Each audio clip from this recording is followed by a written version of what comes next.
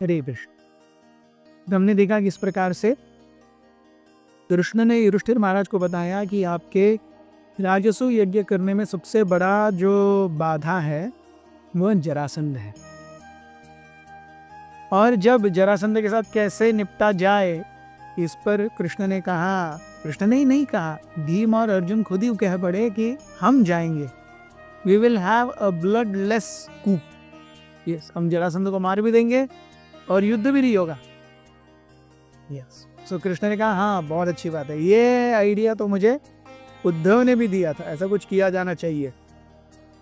जब युधिष्ठिर महाराज ने सोचा कि अरे मेरे राजस्व यज्ञ के लिए आप दोनों की बलि क्यों चढ़ाए, तो उस समय भीम और अर्जुन ने कहा कि अरे क्षत्रिय ऐसे नहीं होने चाहिए कि अपने लिए ही काम करें, उन्होंने धर्म के रक्षण के लिए, समाज के कल्याण के लिए भी युद्ध करना चाहिए।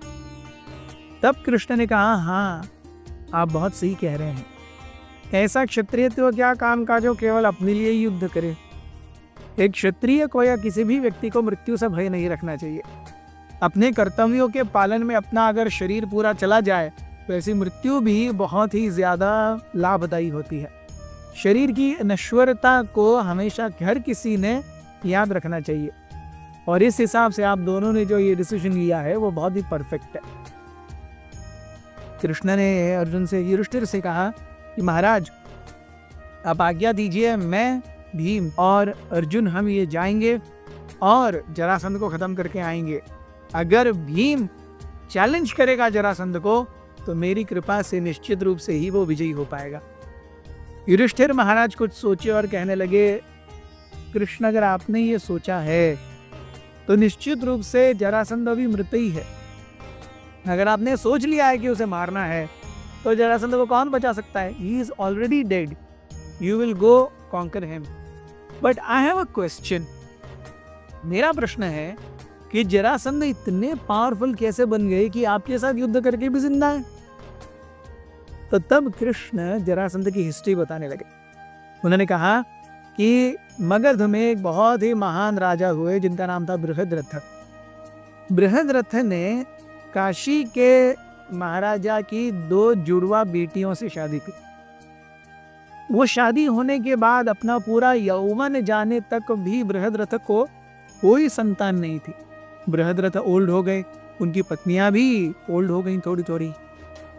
जब वो पूरी तरह हताश हुए कि कोई संतान ही नहीं है, एक दिन उन्हें पता चला कि उनके महल में, उनके राज्य में चंद्रकौशिक नाम के बहुत ही महान तेजस्वी साधु आए हैं।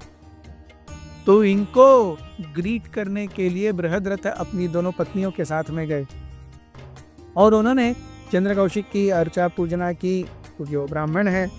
और चंद्रकौशिक जब प्रसन्न हो गए, उन्होंने कहा कि मैं आपके लिए क्या कर सकता हूँ। हालांकि बृहद्रथ को ज्यादा कुछ चाहिए नहीं था, he didn't expect anything, but उन्होंने कहा कि मैं अब तक निसंतान हूँ, मुझे कुछ तो वरदान दीजिए। तो चंद्रकौशिक वेंट इनटू डीप मेडिटेशन। वो एक आम के पेड़ के नीचे बैठे थे, वहीं पर समाधिस्थ हो गए, और समाधि जब उनकी खुली तो वैसे ही एक पका हुआ आम नीचे गिर गया उनकी गोदी में।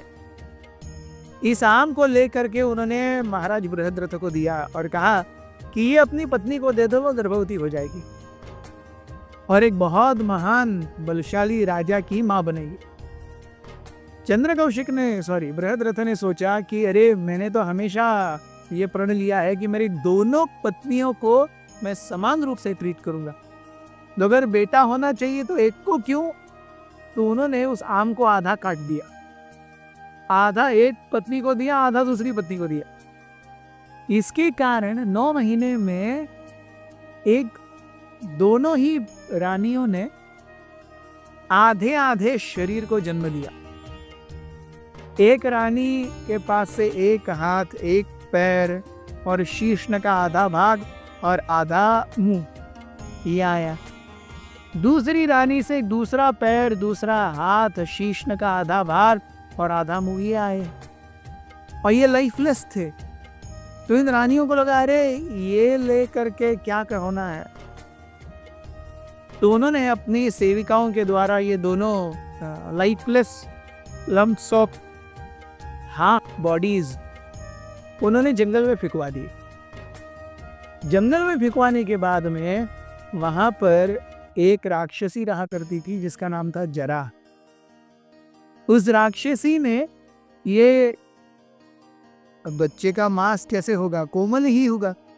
सो बच्चे का कोमल मांस देख करके वो सामने आई, देखा कि ये दो अलग अलग भाग हैं, तो उसने वो भाग लिए और ऐसी कौतूहलवश जोड़ दिए। जैसे ही जोड़ दिए वो बालक जीवित हो गया और बहुत बड़ी हुंकार और गर्जना के साथ, इतनी बड़ी हुंकार और गर्जना कि जरा राक्षसी भी थोड़ी डर गई। अब ये जीवित हुआ बालक है और ऐसा पहले कभी देखा भी नहीं है, तो इसने सोचा क्या करूं। तो क्योंकि ये बालक ऐसा है तो जरा ने सोचा कि मैं यहाँ पर मगध प्रांत में रहती हूँ, तो मेरे राजा को ये जाकर के बख्शीश दे दोगे। वो आए फिर से बृहद्रथ के पास में उस बालक को लेकर के, और बालक के पास आ करके वो कहने लगी कि मैं एक्चुअली एक देवी हूँ जिसको श्राप मिला हुआ है। मैं हूँ गृह देवी, जो हर किसी के घर में रह करके उनके घर को अच्छे से धन धान्य सुख शांति से परिपूर्ण रखती है। तो अगर कोई व्यक्ति अपने घर में मेरी तस्वीर बना करके मेरी उपासना करता है तो उसके घर में हमेशा सुख शांति और अन्न धान्य की कभी कमी नहीं रहेगी। तो मुझे श्राप मिला एक राक्षसी बनने का, और मैं आपके यहाँ इस वन में राक्षसी बन के रह रही थी। मुझे ये बालक मिला जो आधे कटे भाग में था, आधा शरीर विदाउट लाइफ, आधा शरीर विदाउट लाइफ। मैंने जोड़ दिया तो ये जीवित हो गया, तो मैं आपको देने आई हूँ। ये पूरे वृत्तांत सुन करके बृहद्रथ देखे रही, ये तो हमारा ही बच्चा है, और रानियों ने भी कहा ये तो हमारा ही बच्चा है। So finally Brihadratha was very very happy to get his son back. उन्होंने उस बेटे का नाम रखा जरासंध। जरा नाम की राक्षसी ने, जिसको संध, संध मतलब संस्कृत में संधि मतलब जोड़ना, यस, दो अलग अलग शब्दों के जोड़ को संधि कहते हैं। सो जरा ने दो भागों को संधि करके एक साथ लाइफ दे दी, इसलिए उसका नाम रखा गया Jarasandha. And Jarasandha was very very powerful and a very cruel king. In due course of time Brihadratha ये अपने दोनों पत्नियों के साथ में जंगल में तपस्या करने चले गए और जरासंध को उन्होंने मगध का राजा बना दिया। बहुत बहुत धन्यवाद। हरे अथ श्री महाभारत कथा।